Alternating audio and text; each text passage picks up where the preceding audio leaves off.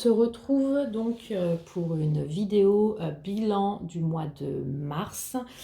Alors je sais, je suis peu présente, mais c'est vrai que voilà, pas mal de choses à faire je sais pas l'envie de forcément tourner une vidéo ou quand j'y pense c'est trop tard, enfin voilà, un peu dans le speed.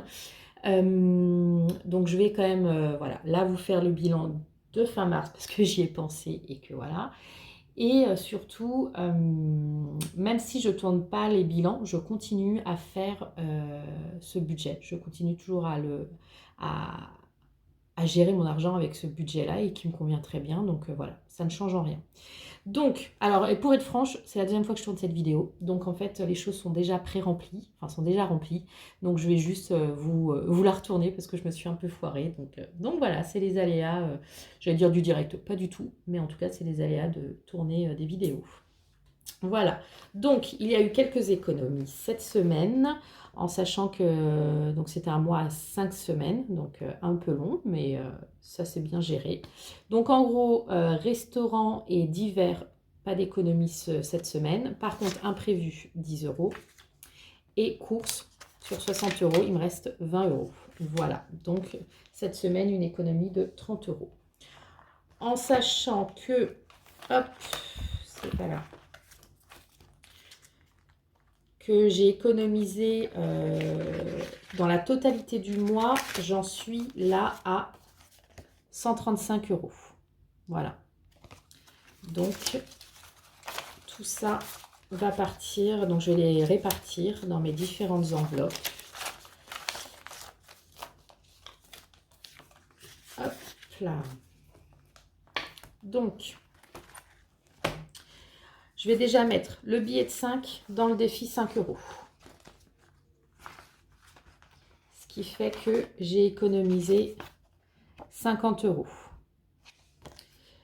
Hop. Et donc, je vais répartir les 130 euros restants de la façon suivante.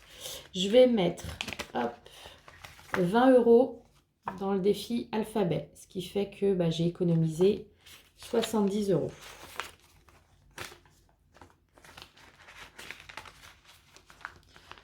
Ensuite, là, maintenant, ça va partir directement. J'ai fait les virements. Donc, parce qu'après, on est sur des enveloppes virtuelles.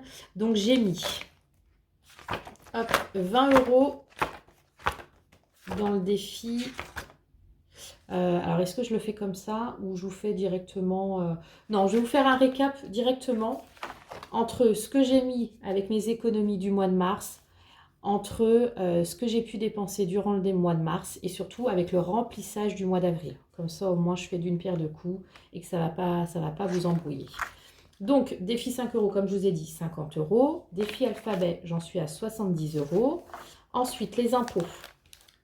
Hop, j'en suis à 240 euros. En fait, donc c'est que des dépôts pour le moment, parce que ce sera jusqu'à septembre comme ça. Donc, j'ai fait un dépôt au mois d'avril de 50 euros.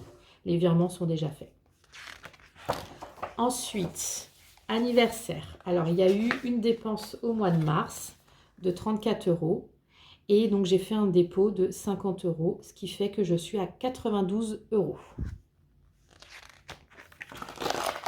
Ensuite, pour Noël, j'ai fait un dépôt au mois d'avril de 50 euros. Donc, je suis à 200 euros d'économiser. Au niveau santé, donc j'ai fait un dépôt au mois d'avril. Il n'y a pas eu de dépense là au mois de mars. Donc, j'en suis à 130 euros d'économiser. Côté voiture, pareil, il n'y a pas eu de dépense au mois de mars. Et donc, j'ai déposé 28 euros. Non, c'est pas 28. Ah non, pardon. C'est le mois de mars. Pardon. En fait, ce mois-ci, je vais pas faire j'ai pas fait de dépôt pour le voyage, ni pour la voiture. Donc, je suis toujours à 285 euros. Alors, je ne sais plus si je vous en avais parlé. Voilà, j'avais fait une enveloppe électricité-gaz parce que voilà, je m'attendais à avoir une régule, mais voilà, en plus, à déposer. Ce qui n'a pas été le cas, en fait, on m'a remboursé. Donc au final, au niveau du gaz, on m'a remboursé de 120 € au mois de mars. J'avais mis de côté 50 € pour payer ma facture habituelle. Finalement, comme on m'a remboursé de l'argent, j'ai gagné ça également. Ce qui fait que j'étais à 371 €. En électricité, je ne suis pas sûre d'avoir une régule, ou en tout cas, elle ne sera pas énorme, je ne pense pas. Donc, j'ai décidé de transférer cet argent-là directement dans mon enveloppe cure thermale. Voilà. Donc, ce tracker-là, je vais l'enlever. Ensuite, d'hiver, j'ai mis les 20 € d'économisés sur le mois de mars, ce qui fait que j'ai 97 € d'économisés en tout dans cette enveloppe. Ensuite, cure thermale. Alors, il y a le transfert des 371 €. J'ai payé en fait mon supplément confort de 379 €. J'ai également payé une partie de mon logement, donc de 1180 €. Et donc là, j'ai mis 70 € d'économisés sur le mois de mars. Donc là, je suis à moins 960 €. En sachant que, alors ça va être plus vers mai, la mutuelle va me rembourser une partie, parce que j'ai un forfait cure. Alors j'ai un doute. Donc je vais vous donner la fourchette. Je vais être remboursée entre 300 € et 600 et quelques euros. Voilà, comme je ne sais pas exactement, je préfère ne pas tabler sur du 600 € comme j'ai l'habitude. Je vais tabler sur du 300 €. Donc en gros, il y aura un remboursement qui va se faire. Et puis je vais continuer à économiser pour me rembourser. Parce que pour rappel, je me suis fait un autoprêt pour payer donc la cure. Parce qu'autant elle est prise en charge par la sécurité sociale, mais autant le logement et bien sûr le supplément que je me suis pris ne sont pas pris en charge. Donc je me suis avancé les frais. Par contre, je compte sur les remboursements et les économies que j'ai pu faire. Enfin, sur les remboursements. Oui, remboursements et économies que j'ai pu me faire durant l'année pour me rembourser. Voilà. Et ne pas toucher à mon épargne pure. Ensuite, donc, économie pure, j'ai mis 20 € grâce aux économies du mois de mars, donc ce qui fait que je suis à 138 €. Ce ne sont pas les seules économies que je fais, bien sûr, en épargne pure. J'en mets un peu aussi de côté tous les mois, et ça, c'est du plus. Voilà. Donc, voilà pour le mois de mars.